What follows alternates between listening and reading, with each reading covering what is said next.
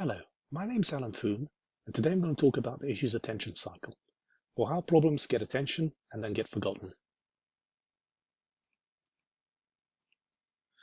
So this is issues attention cycle. It was devised by a man called Anthony Downs in the 1970s.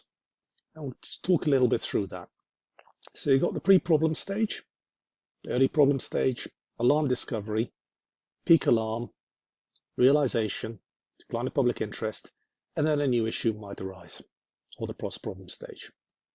Now, how I got interested in this is there was a post by a bloke called Roger Palkey Jr., and this is a picture of what he had posted on Twitter. So I thought, well, let's have a look at this and let's see what is there. So pre-problem, alarm discovery, realization, decline, post-problem.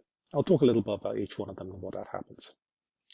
It's also a little bit connected with something called Overton Window. Now, this is devised by this guy, American man called Joseph P. Overton. Picture of Overton Station somewhere in England, which is a nice little picture. And this is how the window moves. So initially an idea becomes unthinkable, then becomes radical, then acceptable but still minority, then sensible. Most people actually start believing it. Popular, virtually everyone believes in it. Orthodox, adopted as policy. Then some dissent comes along, so ideas become, well, it's still popular, but there's a few people making new changes. Then sensible, quite a lot of opposition now, but most people think it's okay. Then acceptable, okay, majority are starting to be a bit against it, but it's still kind of okay. Radical, and then unthinkable, where the idea falls out of fashion. So the problem with issues attention cycle is something quite similar. So initially we come to the pre-problem stage. So a few fringe scientists identify a problem. Initially they get a bit of derision, quite a lot of skepticism against the majority of scientists. The scientific consensus is a little bit against this idea. And the present public aren't really aware. Okay, a few conspiracy people might pick up on it. Obviously in the age of the internet, when Downs' writing on the internet hadn't been invented yet, but most people aren't really aware of it. Then you get to the early problem stage. Now, the experts have generally now accepted that there is a problem. There's still some dissent, but most people think there's a problem. The press become aware, some more so. Limited public awareness, people who've got their finger on the pulse might know about it. And you're now starting to get strident advocacy of pressure groups. So the pressure groups are advocating for whatever the problem might be. Then you're moving to the stage of alarm discovery. So you've now had some dramatic event which has brought the problem to the public fore. You're now getting significant media coverage. Politicians and public are aware of the situation, and some fringe groups that tend to be a bit on the fanatical side form. Politicians are demanding action. Something must be done. And business begins to jump on the bandwagon because they see potential business opportunity with trying to solve this particular problem, whatever that happens to be. There's still some dissent, but it tends to be brushed aside. The dissenters are now seen as conspiracy theorists. Then you move to the stage of peak alarm. So this is when you get extensive media coverage, wall to wall. Some of the coverage is quite sensible, some of it absolutely hysterical. End of the world is nigh, etc., etc., etc. And the advocates get a lot of attention, and the more extreme the advocates, the more attention they tend to get. There's now a widespread demand for something to be done. Politicians, public, non-government organizations, people say something must be done. You're now getting solutions being proposed, and the solutions are hotly debated. Whether they're going to cost too much, whether they're going to work, etc., but something must be done. And the business world sees an opportunity in offering new solutions to solve that particular problem, whatever the problem might be. The dissenters are now in a difficult place. They're being persecuted, not given space to give their views, and the majority conforms, and many people want to be seen to conform. And you've got this particular psychological group of people, the conformity enforcers, that are coming very much to the fore.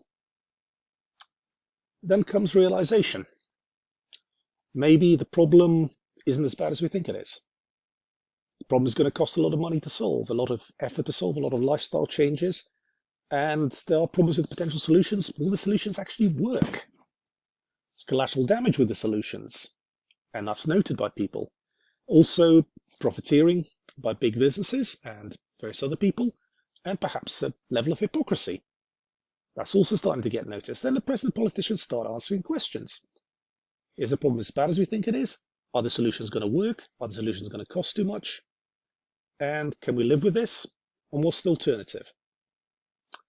But the true believers call for action, and there's quite a bit of militancy amongst the true believers.